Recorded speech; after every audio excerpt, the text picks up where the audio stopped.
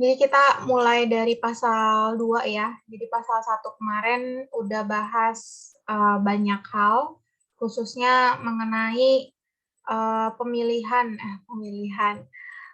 penunjukan ya, penunjukan satu orang rasul, ya. Jadi mereka 12 rasul, kemudian mereka ada satu amanat yang diberikan oleh Tuhan ya, yaitu untuk memberitakan Injil, ya, untuk menjadi kesaksian Tuhan ya, di Yudea, Samaria, sampai kepada ujung dunia.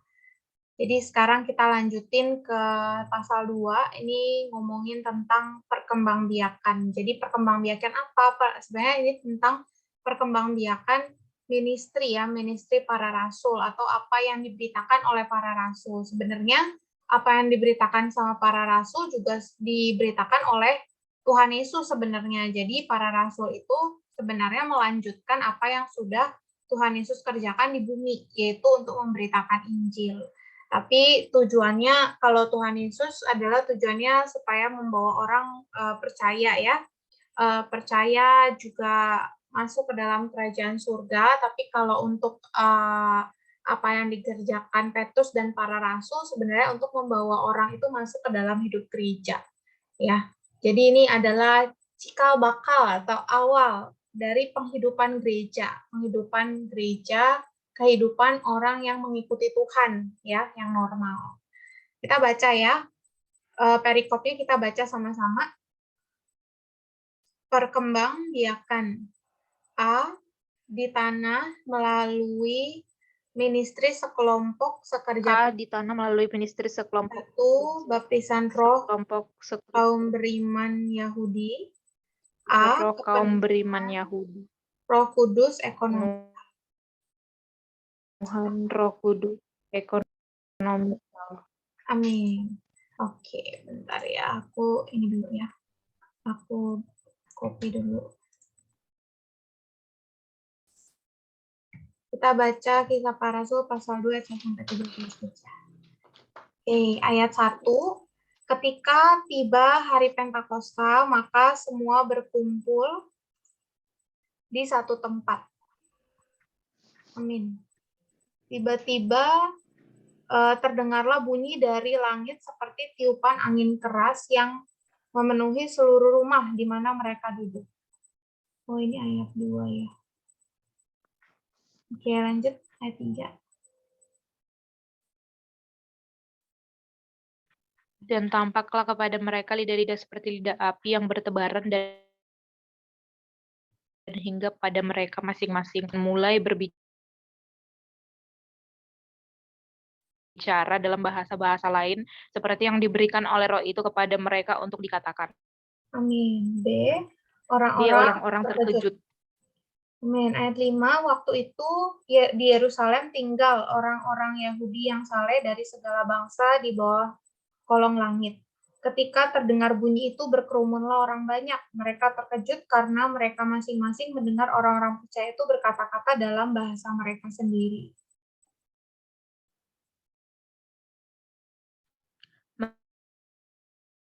Mereka semua tercengang-cengang dan heran, lalu berkata, "Bukankah mereka semua yang berkata-kata itu orang Galilea?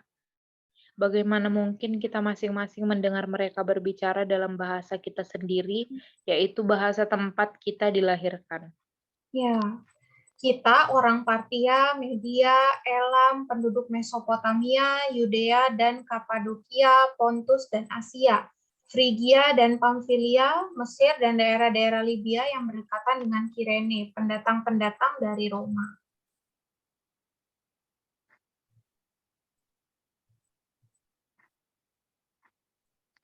Baik orang Yahudi maupun penganut agama Yahudi, orang Kreta dan orang Arab, kita mendengar mereka berbicara dalam bahasa kita sendiri tentang perbuatan-perbuatan besar yang dilakukan Allah. Mereka semuanya tercengang-cengang dan sangat termangu-mangu sambil berkata seorang kepada yang lain, "Apa artinya ini?" Amin. Tetapi yang lain menyindir, mereka sedang mabuk oleh anggur manis. Amin. Sampai sini ya pembacaannya. Sedikit ya.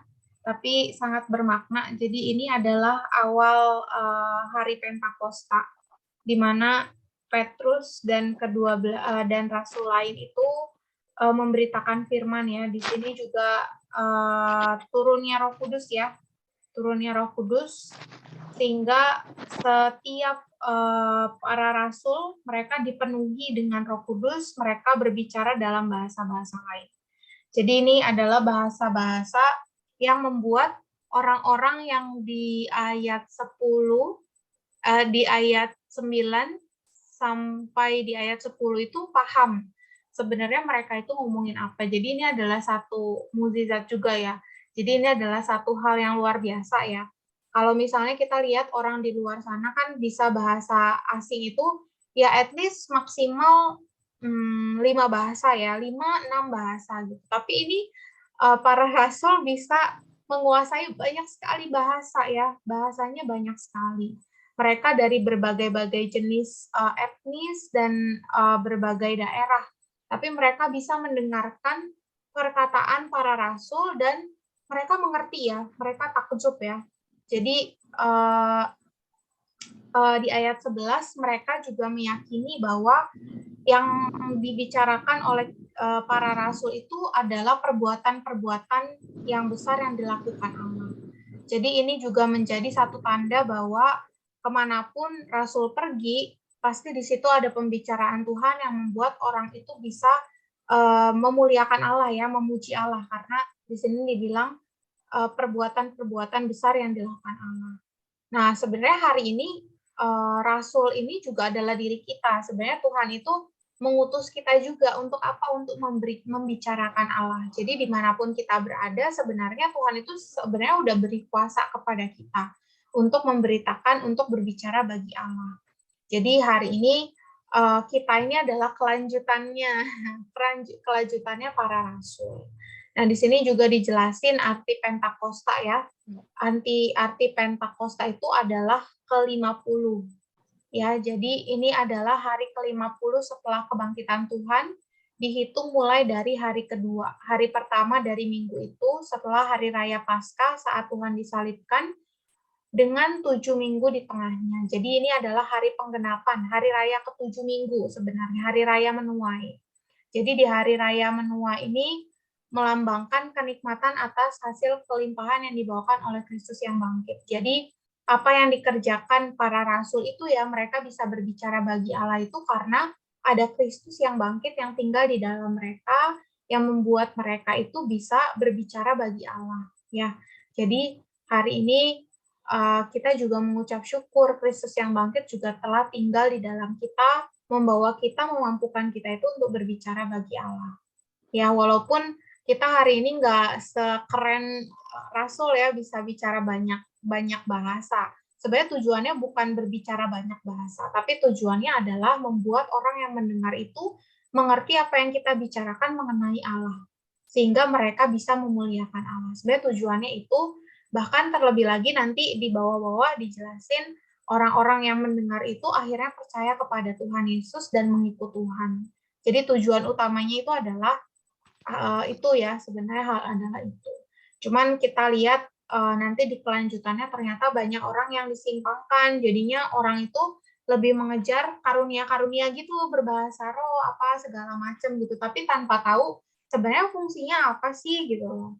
Jadi hari ini puji Tuhan ya kita juga kembali diperlihatkan bahwa tujuan apapun yang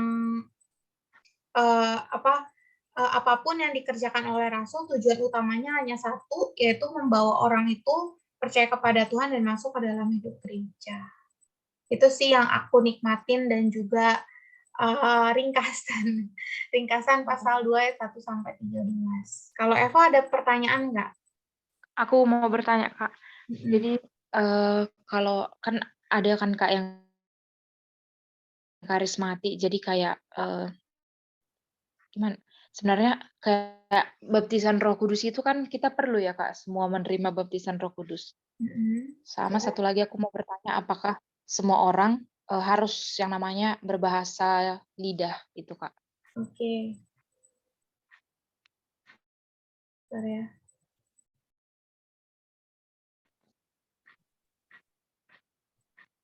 Ini aku harus buka ini. Ini sebenarnya udah pernah dibahas di Bible Study ya, tentang baptisan Roh Kudus. Ini ada di Matius sebenarnya. Kalau misalnya Eva ingat Yesus itu di Bible study. Iya, Bible Study yang kitab Matius. Kalau misalnya Eva pernah ingat Tuhan Yesus itu dibaptis, terus turunlah Roh Kudus, ingat nggak? Turunlah merpati itu, tahu ingat? Turunlah Roh Kudus ke Ingat, atas. Kak.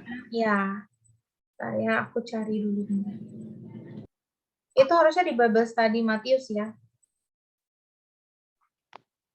Ya, aku cari.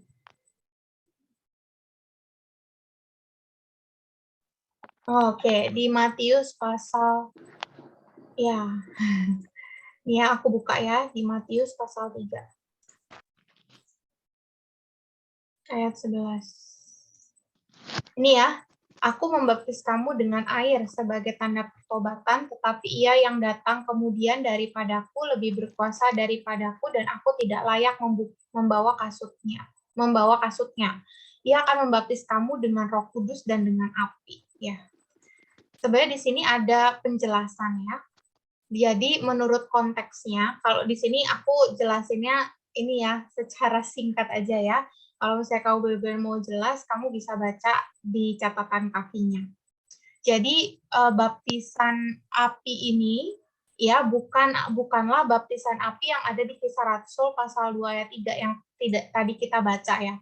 Yang tentang ini, lidah-lidah api ini. Kalau lidah-lidah api ini kan sebenarnya menandakan pergerakan Tuhan ya, pergerakan Tuhan melalui rasul-rasul sehingga mereka bisa berbicara bagi Tuhan dalam berbagai bahasa.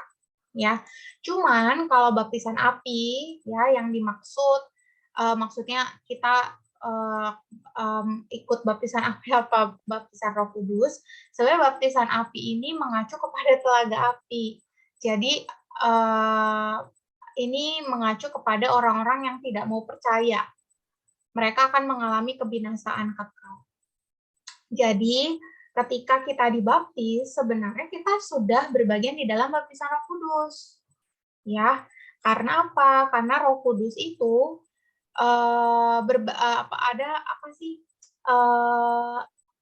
adalah bukan bagian ya.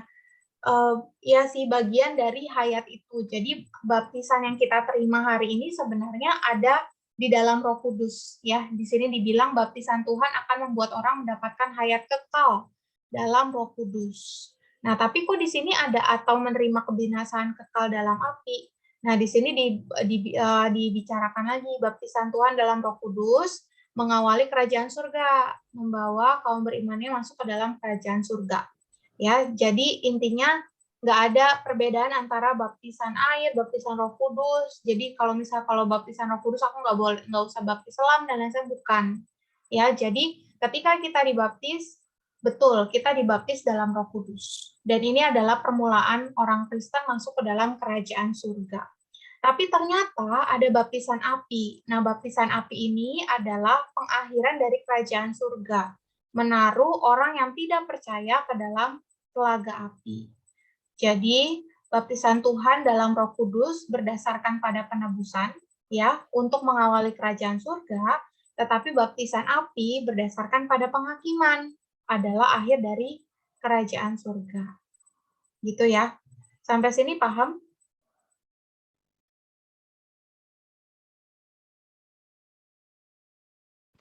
Men, paham, Kak. Oke. Nah, Kak, terus sama yang satu lagi. Berarti nggak semua orang yang berbahasa lidah gitu ya, Kak. Maksudnya nggak wajib gitu. Oke, berbahasa lidah ini ada di Korintus ya. Bentar, aku buka ya.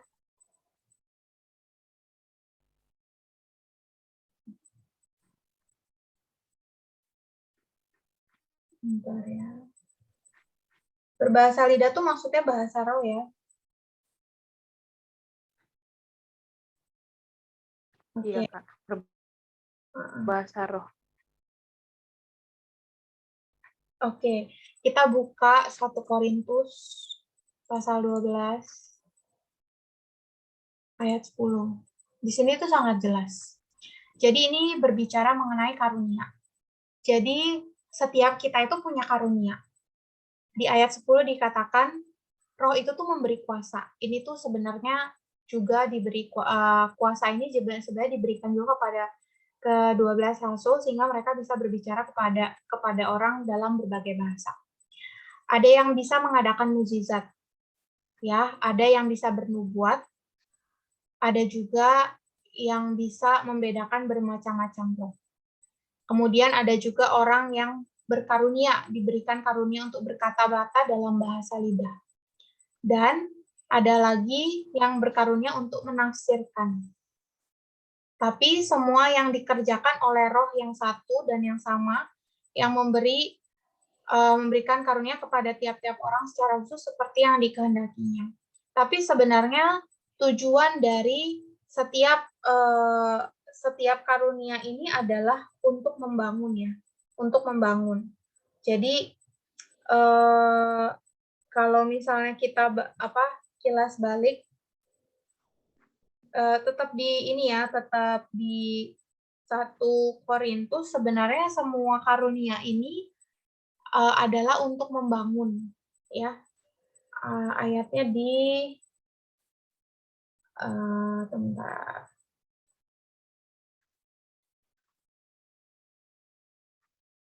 Oke, ini mengacu kepada pembangunan.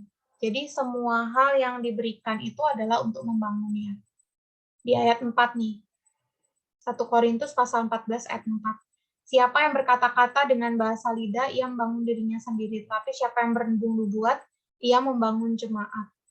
Maka dari itu Paulus bilang, aku suka supaya kamu semua berkata-kata dengan bahasa lidah, tetapi lebih daripada itu supaya kamu bernubuat.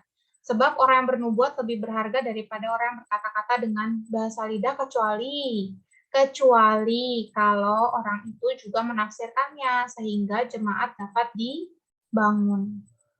Jadi kita semua nggak perlu mengejar karunia ini, karena setiap orang punya karunia. Nah, sebenarnya karunia ini memang Tuhan berikan untuk orang-orang tertentu, untuk tujuannya sama sebenarnya, adalah supaya jemaat itu dapat terbangun, ya. Even if ada orang yang bisa bahasa lidah, harus ada orang yang bisa nafsirkan, ya. Tapi di luar sana banyak orang yang tanda kutip berbahasa lidah, tapi ternyata mereka nggak ngerti mereka itu ngomong apa. Dan orang lain juga nggak ngerti gitu. Ditanya misalnya ya, kamu ngerti nggak orang itu ngomong apa? Enggak. Jadinya untuk apa? Nggak membangun juga gitu. Jadi hari ini karunia apapun, mau baik itu berbahasa lidah maupun nggak bisa, itu sebenarnya bukan sesuatu yang krusial. Karena yang paling penting adalah apapun yang kita bicarakan itu bisa membangun jemaat, bisa membangun gerejanya, ya. Jadi karunia apapun yang diperoleh itu tujuannya adalah untuk membangun, bukan untuk tujuan utama kita di dalam hidup gereja. Memang benar banyak orang yang mengejar ini ya bahasa lidah, bahasa roh dan lain sebagainya karena mereka disimpangkan. Inilah siasat si musuh sebenarnya yang membuat orang itu harusnya tujuannya adalah untuk membangun jemaat, tapi ternyata si musuh itu senang banget gitu membuat manusia itu terkecoh. Udah kamu mengejar bahasa lidah aja tuh keren loh. Kalau orang berbahasa lidah tuh pasti orangnya disanjung, dipuji dan lain sebagainya gitu. Tapi ternyata hal itu tidak membangun tuh sama aja bohong gitu. Bahkan Paulus bilang lebih oke kalau orang itu bisa bernubuat karena ketika orang bernubuat berbicara bagi Allah semua orang bisa ngerti dan orang bisa percaya Tuhan. Itulah tujuannya. Jadi hari ini kita mau bisa berbahasa lidah atau enggak itu bukan tujuan kita. Tujuan kita adalah untuk membangun tubuh.